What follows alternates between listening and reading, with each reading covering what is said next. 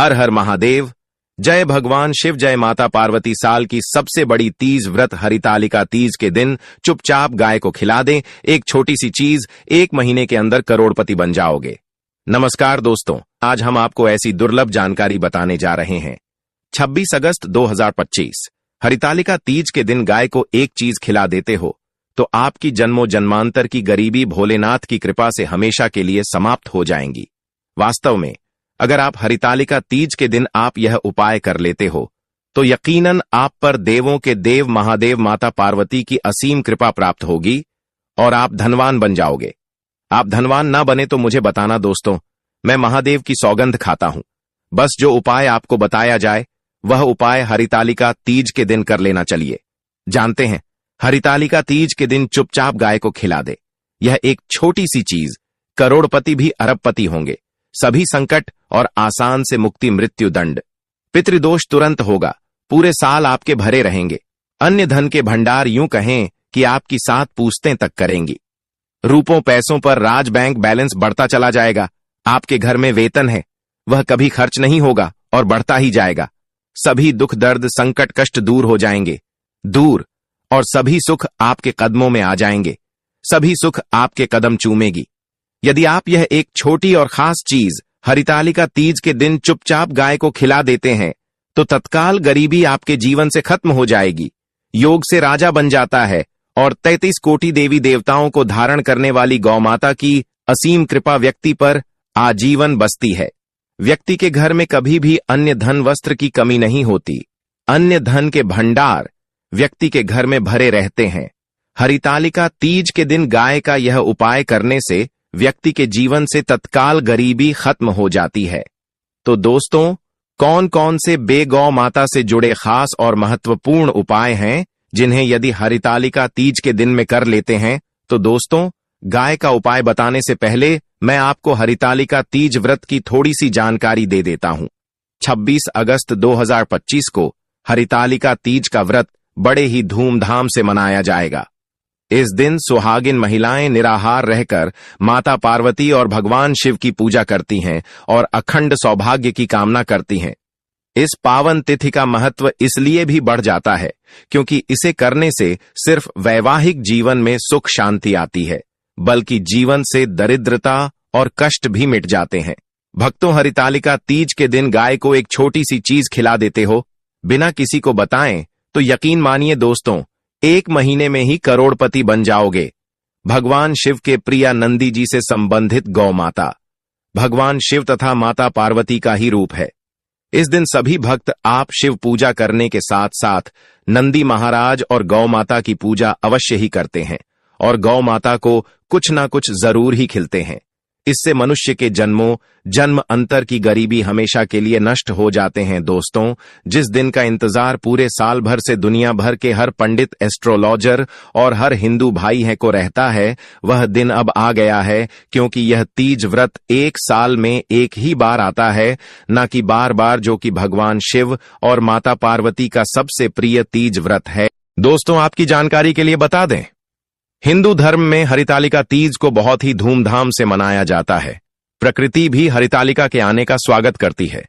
महिला हरितालिका तीज का व्रत परिवार की लंबी उम्र के लिए रखते हैं और इसमें सबसे पहले भगवान शिव की पूजा की जाती है, माता पार्वती की पूजा की जाती है, देवी देवताओं की पूजा की जाती है और जो भोग बनाया जाता है वह भगवान शिव को भोग लगाया जाता है और गौ माता की पूजा की जाती है। लेकिन इनमें सबसे ज्यादा महत्व हरितालिका तीज व्रत का माना जाता है। शास्त्रों में, वेद पुराणों में साफ साफ लिखा हुआ हरितालिका तीज का व्रत भोलेनाथ तथा माता पार्वती जी का आशीर्वाद प्राप्त करने का सबसे सुनहरा दिन होता है। इस दिन भगवान भोलेनाथ बहुत ही ज्यादा प्रसन्न मुद्रा में होते हैं और अपने दोनों हाथों से अपने भक्तों पर कृपा बरसाते हैं। एक तरफ दोस्तों मान्यता है, हरितालिका तीज के दिन जो सूर्य होता है वह अन्य दिनों के मुकाबले सबसे ज्यादा प्रकाशमान होता है। हरितालिका तीज के दिन सूर्य देवता को आगे दिया जाता है। महिलाएं हरितालिका तीज का व्रत पति की दीर्घायु और कुशलता लिए व्रत रखती हैं। दोस्तों, अगर आप नहीं जानते तो आपकी जानकारी के लिए बता दें, एक व्यक्ति की कुंडली में अगर चंद्र ग्रह की स्थिति अच्छी है तो उसे व्यक्ति का भाग्य हमेशा उसका साथ देता है। वह व्यक्ति जिस कार्य को भी शुरू करता है उसे कार्य में उसको सफलता प्राप्त होती है। इसीलिए हरितालिका तीज को हमारे हिंदू धर्म में बहुत ही ज्यादा विशेष और खास महत्व दिया गया है। आप लोगों की जानकारी के लिए बता दें, हरितालिका तीज के दिन 52 तरीके के शुभ योग बन रहे हैं। कई सालों के बाद सूर्य का प्रकाश इतना प्रकाशमान होगा जितना कभी नहीं हुआ। 130 साल में ऐसा दुर्लभ संयोग बनने जा रहा है। लक्ष्मी योग, ग्रह योग, नक्षत्र योग, अमृत सिद्धि योग जैसे शुभ योग का निर्माण हो रहा है, क्योंकि हरितालिका तीज के समय में पूरे दिन का व्रत करने से भगवान भोलेनाथ का आशीर्वाद प्राप्त होता है और मनोकामना पूर्ण होती है। हरितालिका तीज के दिन ब्रह्म मुहूर्त में सोकर नहीं उठ सकते हैं, किसी पवित्र नदी में जाकर स्नान नहीं कर सकते हैं, पूरे दिन का व्रत नहीं रख सकते हैं। वैसे तो दोस्तों, हरितालिका तीज के दिन स्नान और प्रात का विशेष ही महत्व होता है, लेकिन इस दिन अगर आप ज्योतिष शास्त्र, तंत्र शास्त्र के अनुसार एक गाय वाला उपाय विधि विधान से हरितालिका तीज वाले दिन कर लेते हैं तो आपकी जन्मों जन्मांतर की गरीबी हमेशा के लिए समाप्त हो जाएंगी। वास्तव में अगर आप यह उपाय कर लेते हो तो यकीनन आप पर भगवान भोलेनाथ की असीम कृपा होगी और आप धनवान बन जाओगे। इस दिन सभी भगवान भोलेनाथ की पूजा करने के साथ साथ गौ माता की पूजा अवश्य ही करते हैं और गौ माता को कुछ न कुछ जरूर ही खिलते हैं। अब आप सोच रहे होंगे कि गाय को ऐसा क्या खिलाने से और ऐसा क्या उपाय करने से आपको भगवान भोलेनाथ, माता पार्वती का आशीर्वाद मिल सकता है। तो दोस्तों, आपने देखा होगा जब भी आपके घर पर दिवाली की पूजा होती है या धनतेरस की पूजा होती है या फिर हरितालिका तीज की पूजा होती है तो आपके घर वाले गौ माता की पूजा जरूर करते हैं और गौ माता को जो भोग होता है उसमें से कुछ ना कुछ खिलाते हैं। ज्यादा नहीं तो 2 पूरी अवश्य ही खिलाते हैं। तो दोस्तों, आपको इस उपाय को हरितालिका तीज वाले दिन ही करना है और सूर्य देव को आगे देना है और उनकी विधि विधान से पूजा करना है। इस बार हरितालिका तीज है, वह बहुत ही शुभ युगों के निर्माण द्वारा बन रही है। तो इस वीडियो में आपको गौ माता से जुड़े उपाय के बारे में बताने वाले हैं, जिन्हें करने से आपके जीवन के जो भी दुख, दर्द, संकट है या कामयाबी होने में कोई बाधाएं आ रही है, सभी से छुटकारा मिलने वाला है। यूं कहें कि आपके जीवन में अपार धन सुख, कभी भी धन से संबंधित परेशानी नहीं रहेगी। यदि आपकी जिंदगी प्रबल हो जाएगी, धन प्राप्ति के योग्य बन जाएंगे और जीवन में सदैव अन्य धन के भंडार आपके घर में भर रहेंगे। अन्य धन वस्त्र कभी कमी नहीं होगी। आपको बता दें, इस दिन भगवान भोलेनाथ, नंदी महाराज और गाय की पूजा के साथ साथ हनुमान जी, मंगल देवता और भगवान शनिदेव की भी पूजा जरूर करनी चाहिए। आपको बता दें कि इस दिन यदि आप हनुमान जी और मंगल देवता, भगवान शनिदेव की पूजा करते हैं तो मंगल का ग्रह जनित दोष भी दूर हो जाता है। व्यक्ति के जीवन में धन, सुख, संपत्ति की प्राप्ति हो जाती है। समस्त मनोकामना व्यक्ति की पूर्ण हो जाती है। दोस्तों, आपको हम बता दें कि ऐसी ज्ञानवर्धक जानकारी आपको हम पैसों में भी बांट सकते थे, पर हमारे चैनल का मकसद है जनहित में जन कल्याण एवं जन सेवा करना। इसीलिए आपके लिए जो जानकारी बताते हैं वह फ्री में बताते हैं, इसलिए आप इस वीडियो को भी जरूर लाइक करें। और दोस्तों, मैं आपसे एक अनुरोध और करना चाहूंगा कि आप अपनी राशि कमेंट बॉक्स में जरूर डाल दें, जिससे कि आपकी राशि के अनुसार हम आपको कुछ ऐसे उपाय बता सके जिससे आपको लाभ की प्राप्ति हो। क्योंकि हम राशि से जुड़े उपाय भी आपको बताते हैं, तो आप कमेंट बॉक्स में अपनी राशि हमें जरूर बताएं या अपना नाम बताएं, जिससे आपके लिए कुछ हम ऐसे उपाय बता सके। साथ में जय गौ माता अवश्य लिखें दोस्तों। साथ ही से एक उपाय तो जरूर करना है। गाय का उपाय बताने से पहले एक उपाय आपको बता दें। इस उपाय को लाइक जरूर करें। क्या करें कि शाम के समय पीपल के पेड़ के नीचे आपको सरसों का चौमुखी दीपक, आटे का दीपक बनाना है। चौमुखी दीपक में आगे की बाती लगाकर सरसों के तेल का दीपक जला देना है। आटे का दीपक बनाएं, जो मुख्य तेल डालें उसमें बाती ही डालें। लाल वाली कलावे की दीपक जला दें। 4-4 बाती लगाकर चारों दीपक मतलब 4 भाग उसके बन जाएं। हर एक भाग को जलाएं और बीच में 2 सबूत फूल वाले लौंग भी डाल दें। फिर देखिए कैसे चमत्कार आपके जीवन में होता है। शाम के समय जलाकर उसे छोड़ें, मनोकामना मांगकर छोड़ दें। दोस्तों, अभी तक अपने चैनल को सब्सक्राइब न किया हो तो जरूर कर लें। इससे आपको और भी ज्ञानवर्धक जानकारी सीधे माध्यम से प्राप्त हो सके। दोस्तों, यह गौ माता वाला उपाय बहुत ही प्रभावशाली उपाय बताया। मैंने आपको इस उपाय को जरूर करें, बहुत ही लाभकारी उपाय बताया है, बहुत ही आपको लाभ देगा यह उपाय। और अब बात करें गौ माता से जुड़े कौन कौन से उपाय आपको इस दिन मतलब गाय से जुड़े, जिन्हें करने से व्यक्ति को 7 पीढ़ियों तक बैंक बैलेंस की कमी नहीं होती, दुख दर्द संकट कष्ट दूर हो जाते हैं और सभी सुख व्यक्ति के कदमों में आ जाते हैं। तो दोस्तों, हरितालिका तीज के दिन आपको भगवान भोलेनाथ माता पार्वती की विधि विधान से पूजा करना है और उसी के साथ गौ माता की पूजा अवश्य करना है।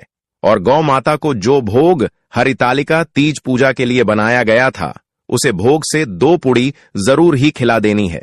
सूखी पूरी नहीं खिलाना है। पूड़ी के ऊपर आप मिठाई या कोई सब्जियां हलवा जो भी बनाया है, वह आपको गौ माता को जरूर ही खिलाना है। दोस्तों, हर एक और मांगलिक काम में गौ माता या उनसे जुड़ी चीज जैसे गाय का गोबर, गोमूत्र, गाय का दूध अथवा गाय के दूध से बना घी जरूर शामिल करें। इससे आपको पुण्य भाव की प्राप्ति होगी। सनातन परंपरा के अनुसार जिस घर में गाय होती है, उसे घर से जुड़े सभी वास्तु दोष स्वयं खत्म हो जाते हैं, क्योंकि पंचम या के बिना कोई भी पूजा पाठ और हवन सफल नहीं होता। दोस्तों, हरितालिका तीज में एक बार हो सके तो परिवार सहित एक बार गौशाला जाने का नियम जरूर बनाएं और हो सके तो गायों को हरा चारा जरूर खिलाएं, जिससे सभी वास्तु दोस्त शांत हो जाते हैं। दोस्तों, आपका प्रिय चैनल कभी किसी को भी गलत जानकारी नहीं देगा, इसलिए किसी के बहकावे में ना आए, क्योंकि कुछ लोग ऐसे होते हैं जिन्हें वास्तुशास्त्र का ज्ञान नहीं होता है और इनसे जुड़े दोषों का निदान हो जाता है। गर्मियों में गौ माता को पानी पिलाएं और सर्दी में गौ माता को गुड़ जरूर खिलाएं। ध्यान रखें कि हरितालिका तीज वाले दिन गौ माता को गुड़ जरूर ही खिलाना है। गर्मियों में गाय को गोदना खिलाए। अनेक देवी देवताओं को अपने शरीर पर धारण करने वाली गौ माता से जुड़े कई शुभ और अशुभ संकेत भी होते हैं। मतलब गाय का दूध दौते समय यदि गाय ठोकर मार दें और सारा दूध बिखर जाए तो अपशगुन होता है। यदि कोई यात्रा पर निकल रहा हो और गाय अपने बछड़े को दूध पिलाती सामने आ जाए, तो निश्चित रूप से कि यात्रा के लिए आप निकले हैं, वह यात्रा आपकी जरूर ही सफल होगी और वह जिसके लिए आप निकले हैं वह जरूर ही पूर्ण। किसी यात्रा पर जाते समय गाय की आवाज आना और रात्रि में गाय की हुंकार करना भी शुभ होता है। दोस्तों, साथ ही साथ गाय के साथ आप भूल कर भी यह काम न करें, अन्यथा मिलता है। जी हां दोस्तों, गाय को राष्ट्रीय पशु बनाए जाने और इन्हें मौलिक अधिकार दिए जाने की बात हो रही है, तो सवाल उठता है, गाय संस्कृति का अहम हिस्सा है, तभी गाय के साथ लोग खराब व्यवहार कैसे कर लेते हैं और जैसे ही दूध देना बंद कर देती है तो लोग इन्हें उनकी किस्मत पर छोड़ देते हैं, सड़कों पर और गलियों में भटकने के लिए। ऐसे में गोवंश जीवन को कोई डंडे मारता है तो कोई उन पर पानी डाल देता है, कई बार लग जाती है तो कभी बीमार होकर बेचारी गाय दम तोड़ देती है। ऐसे में जरूरत है इन बातों को जानने की। गाय को लेकर शास्त्रों में क्या कहा गया है, आपको कैसा व्यवहार करना चाहिए। क्या दोस्तों, गाय को कभी भी मारना पीटना नहीं चाहिए। शास्त्रों में गाय को माता का दर्जा दिया गया है। गाय को मारने वाला माता को मारने पीटने वाले के समान पाप का भाग्य समझा जाता है। नरक लोक में वर्षों तक कष्ट भोगना पड़ता है। अगले जन्म पशु योनि में मिलता है कि गौतम मुनि ने गलती से गाय को डंडा मार दिया था, जिस गाय की मृत्यु हो गई थी, और इस पाप से मुक्ति के लिए इन्हें वर्षों तक तपस्या करनी पड़ी। इसलिए स्वयं ईश्वर श्री कृष्ण जी ने बैल स्वरूप में आए वृद्ध आश्रम का वध कर दिया था, जिससे मुक्ति के लिए भगवान श्री कृष्ण को संपूर्ण तीर्थ को एक कुंड में बुलाना पड़ा और इस कुंड में स्नान से वह पाप मुक्त हो गए थे। स्वयं भगवान भी इस शराब से नहीं बच पाए, तो हम तो इंसान ही हैं दोस्तों। साथ ही साथ पानी पी रही गाय को भागते हैं, वह घोर पापी के भंग बनाकर होते हैं। ऐसे लोग घर आप से मुक्त होकर स्वर्ग पाए जाते हैं और बड़े ही धनवान कल में जन्म लेकर सुख भोगते हैं। और साथ ही साथ आराम कर रही गाय को कष्ट देकर कभी भी उठाना नहीं चाहिए। वह जन्म में किए गए जाने अनजाने में पापों से मुक्ति हो जाती है और गोलोक में स्थान पाते हैं। गाय को डंडा मारकर उठना, पानी डालकर उठाने से मनुष्य पाप का भागी बनता है और अगले जन्म में उसे दर दर भटकना पड़ता है और साथ ही साथ शास्त्रों में बताया गया है जो लोग गाय की सेवा करते हैं और उनका भोजन खिलाते हैं और उनकी परवरिश अच्छी तरह से कहते हैं तो वह लोगों के जीवन की सभी इच्छाएं पूर्ति होती हैं। गाय के बछड़े से बचा हुआ दूध ही मनुष्य को लेना चाहिए, परंतु कुछ लोग एक बार गाय को धो लेने बाद फिर से बछड़े के लिए बचा हुआ दूध भी धो लेते हैं।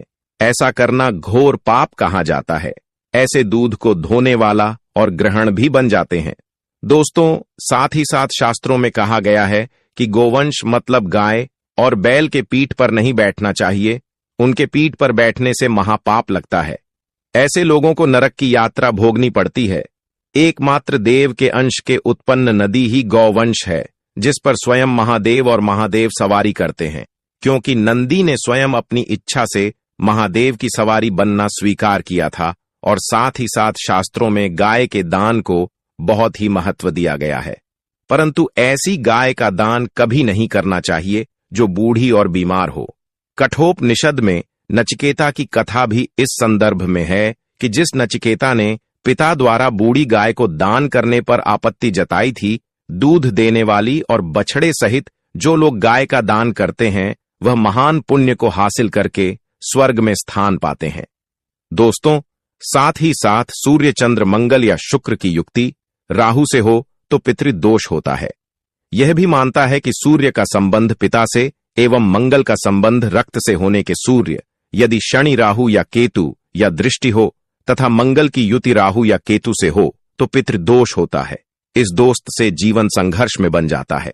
यदि पितृदोष हो तो गाय को प्रतिदिन या किसी भी एक दिन रोटी, गुड़, चारा आदि खिलाने से पितृदोष दोस्तों हर एक और मांगलिक काम में गौ माता या उनसे जुड़ी चीज जैसे गाय का गोबर, गोमूत्र, गाय का दूध अथवा गाय के दूध से बना घी जरूर शामिल करें।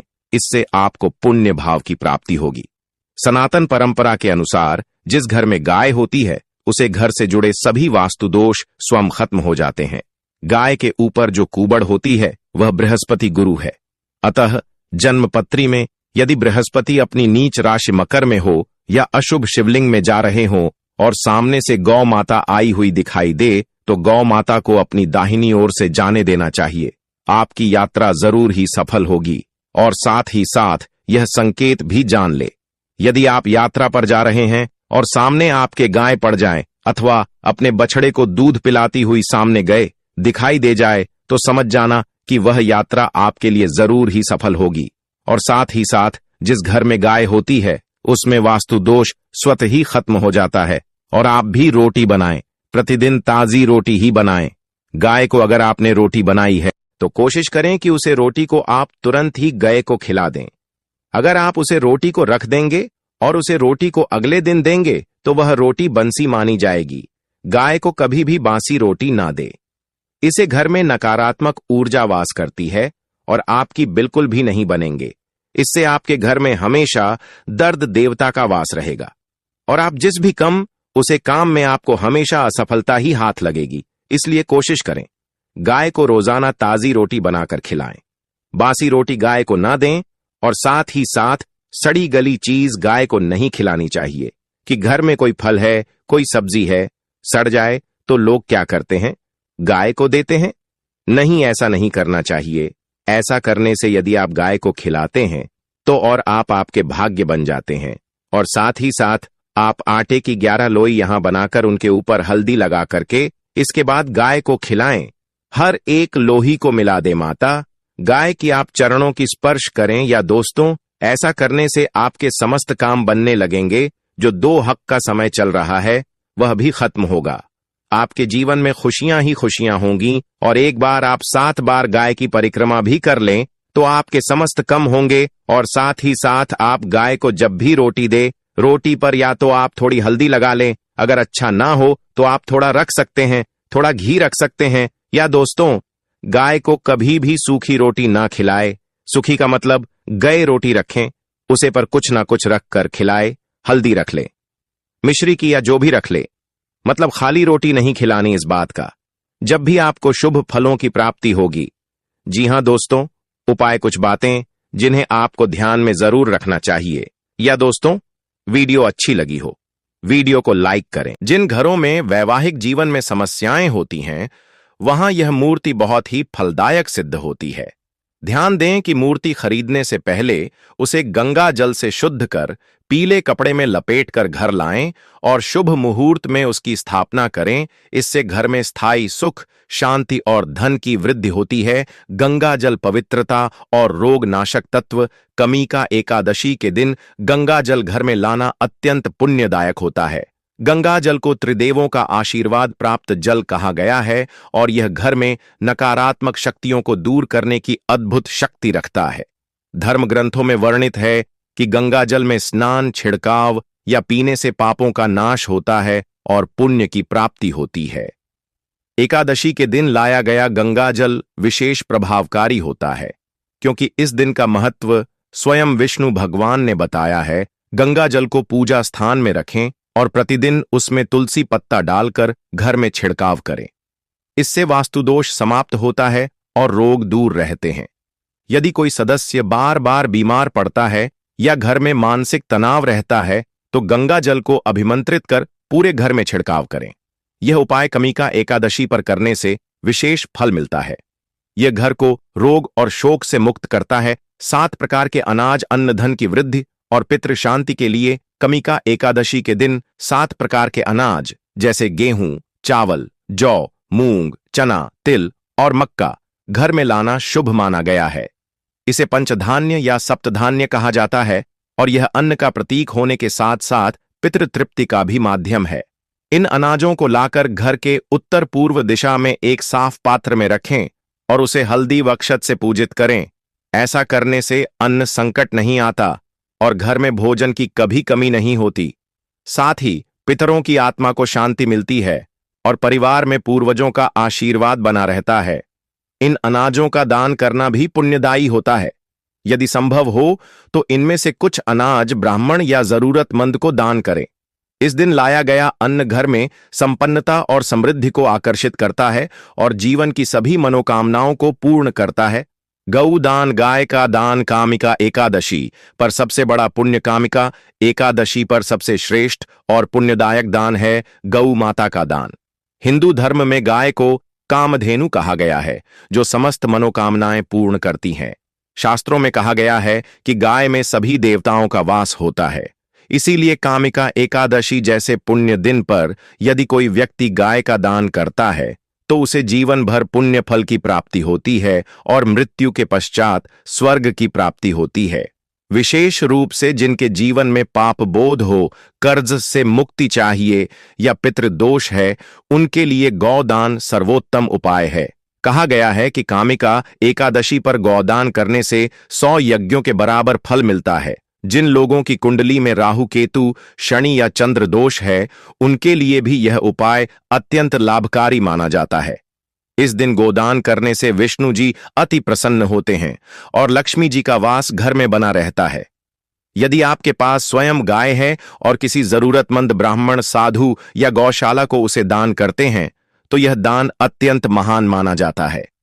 गाय को दान करते समय उसकी सेवा करके, स्नान कराकर, उसके गले में माला पहनाकर और उसका श्रृंगार करके हाथ जोड़कर भगवान विष्णु से प्रार्थना करनी चाहिए कि यह पुण्य मेरे पितरों को भी प्राप्त हो। गौ मूर्ति या चित्र का दान, जब असली गाय दान संभव न हो, यदि किसी कारणवश असली गाय का दान संभव न हो, जैसे आर्थिक स्थिति, स्थान की समस्या या शहर में रहना, तब भी कामिका एकादशी का पुण्य प्राप्त किया जा सकता है गौ माता की मूर्ति या चित्र का दान करके। धार्मिक दृष्टि से ऐसा माना गया है कि प्रतीकात्मक दान भी ईश्वर के समक्ष उतना ही पुण्यदायक होता है जितना वास्तविक। इस दिन चांदी, तांबे, मिट्टी या पीतल से बनी गौ माता की सुंदर मूर्ति को शुद्ध जल से धोकर पूजा करें, उस पर अक्षत, हल्दी और पुष्प अर्पित करें। फिर पीले कपड़े में लपेटकर इसे किसी ब्राह्मण, विद्वान, गौभक्त या मंदिर में दान करें। यह दान विशेष रूप से उन लोगों के लिए श्रेष्ठ है जो पितृदोष से पीड़ित हैं या जिनके घर में संतान बाधा है। यह मूर्ति घर के पूजा स्थान पर भी रखी जा सकती है यदि दान करना संभव न हो। इससे हर दिन घर में गौ माता की कृपा बनी रहती है। शास्त्रों में लिखा है कि गावः सर्व सुख